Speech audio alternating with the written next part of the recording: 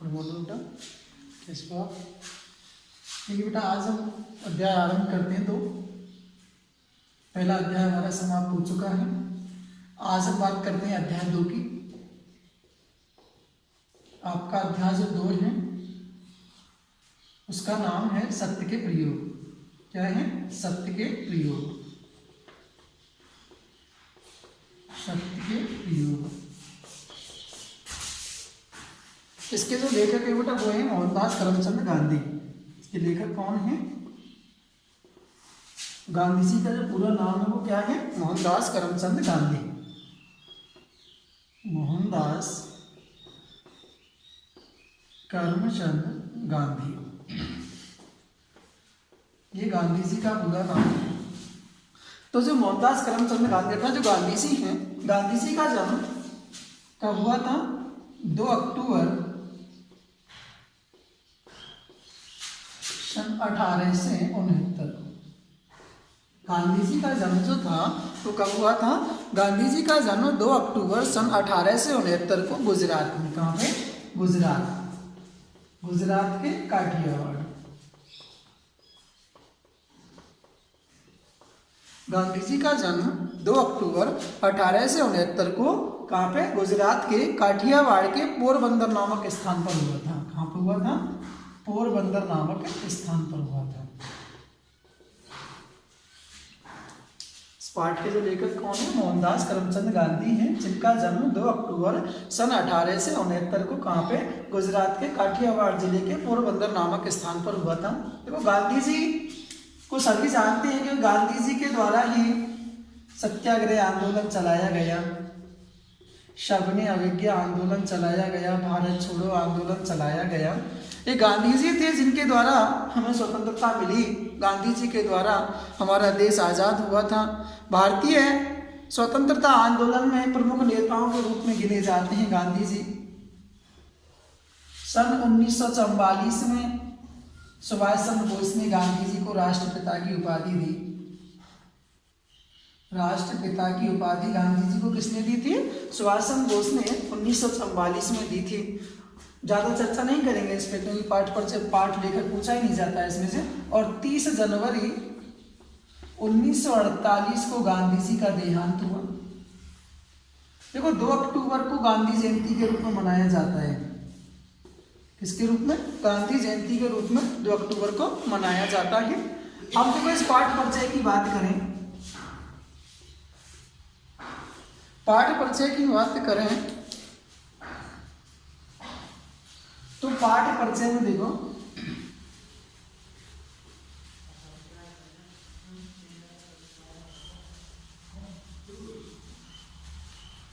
पाठ परिचय में क्या है?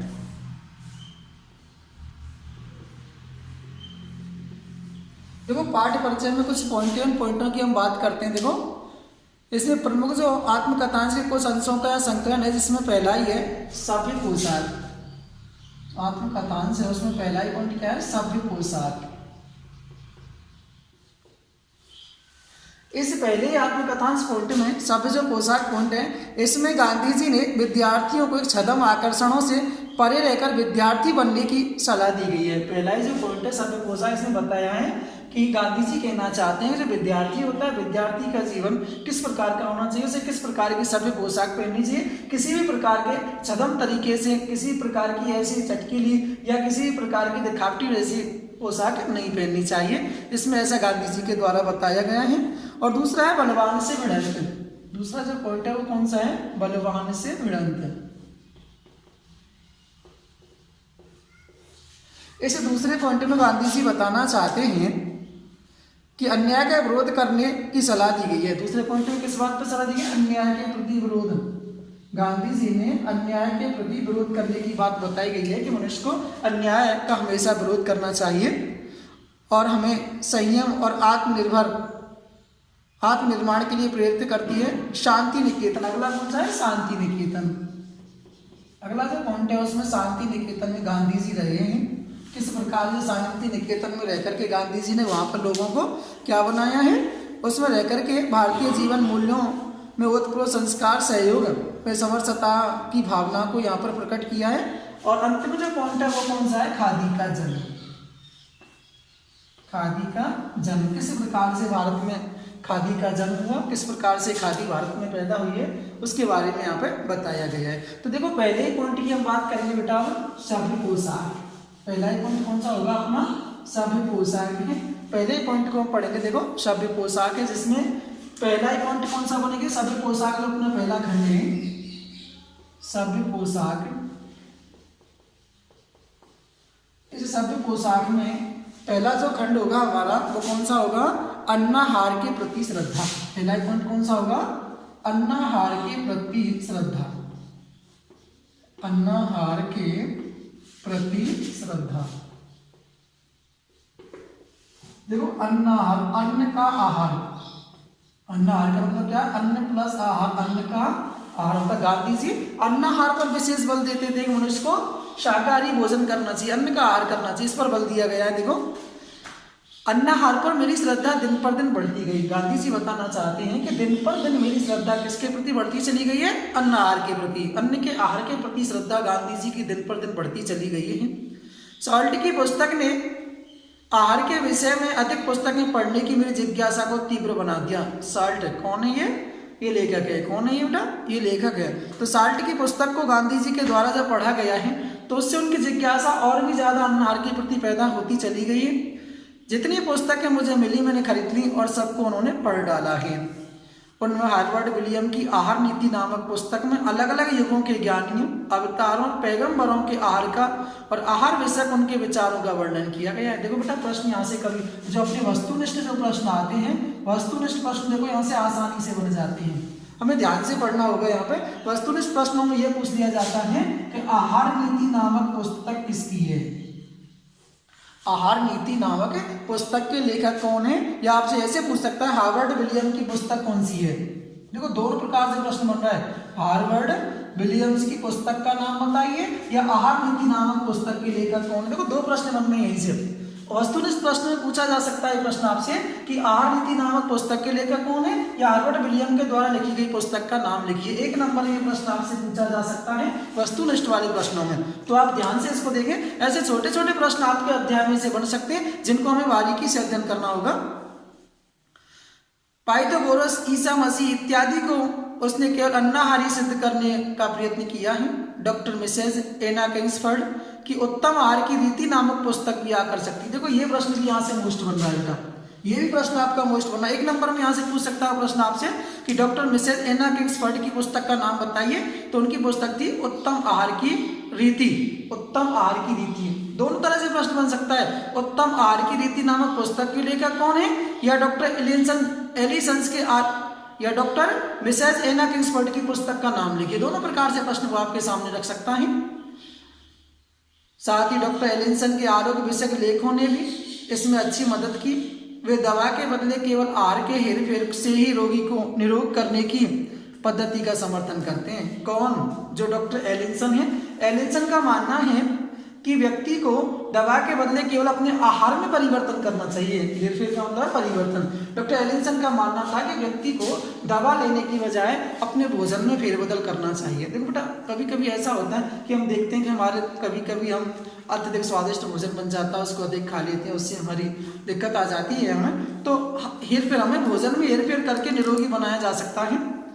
डॉक्टर एलिसन स्वयं अन्नाहारी थे। जो डॉक्टर एलिसन थे वो स्वयं कैसे थे, अन्न का आहार करने वाले थे और बीमारों को केवल अन्नाहार की सलाह देते थे। इन सब पुस्तकों के अध्ययन का परिणाम यह हुआ कि मेरे जीवन में आहार विषयक प्रयोगों ने महत्व का स्थान प्राप्त कर लिया। आरंभ में इन प्रयोगों में आरोग्य की दृष्टि मुख्य थी, बाद में धार्मिक दृष्टि सर्वोपरि मानी गई। इस बीच मेरे उन मित्र को तो मेरी चिंता बनी ही रही। बात है बेटा गांधी जी इंग्लैंड गए, इंग्लैंड की बात है। उन्होंने प्रेम बस यह माना कि अगर मैं मांस नहीं खाऊंगा तो कमजोर हो जाऊंगा। गांधी जी के एक मित्र हैं, उनका मानना था कि अगर गांधी जी मांस नहीं खाएंगे तो कमजोर हो जाएंगे, क्योंकि पश्चिम के लोगों में ऐसी प्रवृत्ति बनी हुई है कि अगर व्यक्ति मांस नहीं खाता है तो वो कमजोर पड़ जाता है। यही नहीं बल्कि मैं बेवकूफ़ बना रहूंगा, क्योंकि अंग्रेजों के समाज में घुल मिल ही नहीं सकूंगा। उनके मित्र का ऐसा मानना था कि अगर गांधी जी मांस नहीं खाएंगे तो कमजोर हो जाएंगे और वो एक असभ्य तरीके से दिखने लगेंगे और वो उस अंग्रेज समाज में नहीं घुल मिल पाएंगे। वे जानते थे कि मैं अन्नाहार विषयक पुस्तकें अधिक पढ़ता हूँ। उन्हें डर लगा कि इन पुस्तकों के पढ़ने से भ्रमित चित्त न बन जाऊं, अर्थात कहीं उनका जो मन है भ्रमित न हो जाए। प्रयोगों में मेरा जीवन व्यर्थ ही चला जाएगा, मुझे जो करना है उसे मैं भूल जाऊंगा और पोथी पंडित किताबी कीड़ा, और सिर्फ मैं किताबी कीड़ा ही, किताबी ज्ञान ही सीख करके रह जाऊंगा। इस विचार से उन्होंने मुझे सुधारने का आखिरी प्रयत्न किया। गांधी जी के जो मित्र थे वो मानते थे कि अगर मान लो गांधी जी इस प्रकार नहर की पुस्तकें पढ़ेंगे तो इनका जो मुख्य उद्देश्य उसे भटक जाएंगे, ये केवल किताबी कीड़ा ही बन करके रह जाएंगे। इसलिए उनके मित्र ने उन्हें एक बार और सुधारने का मौका दिया है। उन्होंने मुझे नाटक दिखाने के लिए न्योता दिया है। वहां जाने से पहले मुझे उनके साथ अवर्ण भोजन गृह, भोजन घर कह दो आप, अवर्ण भोजन गृह में भोजन करना था। मेरी दृष्टि में गृह एक महल था, अर्थात जिस भोजन गृह में उन्हें भोजन करना था गांधी जी की दृष्टि में एक महल था। विक्टोरिया होटल छोड़ने के बाद ऐसे गृह में जाने का मेरा पहला अनुभव था। विक्टोरिया होटल का अनुभव तो बड़ा निकम्मा था, अर्थात जो विक्टोरिया होटल था उसमें तो क्या है सभी प्रकार के लोग आते थे, मांस भी चलता था, तो पता ना वो मेरे लिए एक निकम्मापन था उस होटल में, क्योंकि मानना होगा कि वहां में बेहोशी की हालत में था। सैकड़ों के बीच हम दो मित्र एक मेज के सामने बैठे। मित्र ने पहली प्लेट मंगाई, वह सूप की थी। किसकी थी? वो सूप की थी। सूप बेटे देखो, सूप टमाटर का भी होता है, सूप मांस का भी बनता है। मैं परेशान हुआ, मित्र से क्या पूछता। मैंने तो परोसने वाले को अपने पास बुलाया।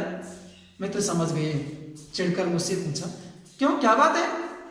मैंने धीरे से संकोच पूर्वक, गांधी जी ने धीरे से संकोच पूर्वक अपने मित्र से कहा, मैं जानना चाहता हूं कि इसमें मांस है या नहीं है।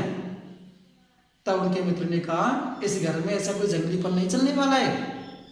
अगर तुम्हें अब भी यह किचकिच करनी हो तो तुम बाहर जाकर किसी छोटे से भोजन गृह में खा लो और वहीं पर मेरी राह देखना। मित्र क्रोधित हुआ, उसने कहा तुम कहीं जाओ, बाहर खा लेना। इस प्रकार की छोटी छोटी किचकिच आप यहाँ पर लगे ही रहते हो, कहीं बाहर जाकर के खा लो। मैं इस प्रस्ताव से खुश होकर उठा और दूसरे भोजनालय की खोज में बाहर निकल गया। पास ही एक अन्नहार वाला भोजन गृह था, पर वह तो बंद हो चुका था, रात्रि का अधिक समय हो चुका था। पास में एक अन्नहार जहाँ पर शुद्ध शाकाहारी भोजन मिलता था, ऐसा भोजन गृह भी था, लेकिन वो बंद हो चुका था। मुझे समझना पड़ा कि अब क्या करना चाहिए। मैं भूखा रहा। हम नाटक देखने गए। मित्र ने उक्त घटना के बारे में एक भी शब्द मुंह से न निकाला।